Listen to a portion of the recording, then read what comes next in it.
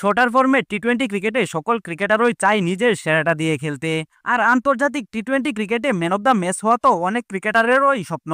কিন্তু সেই man of the ম্যাচের বিষয়টাকেই অনেক ক্রিকেটার একদম সহজ বানিয়ে ফেলেছেন। আন্তর্জাতিক টি-20তে সবচেয়ে বেশি ম্যান অব দ্য ম্যাচ হওয়া 5 ক্রিকেটার কারা জেনে নিন।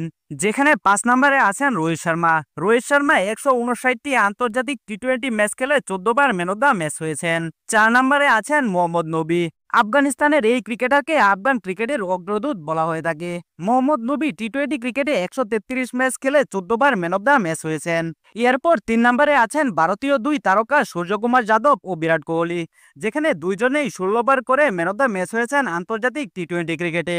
এরপর 2 নম্বরে আছেন সিকান্দার রাজা। জিম্বাবুয়ে ক্রিকেটের সবচেয়ে বড় এই পোস্টার বয় আন্তর্জাতিক টি-20তে মোট 17 বার ম্যান অব দ্য ম্যাচ হয়েছেন। এরপর সবশেষ অর্থাৎ 1 নম্বরে আছেন মালয়েশিয়ান ক্রিকেটার বিরেনদীপ সিং।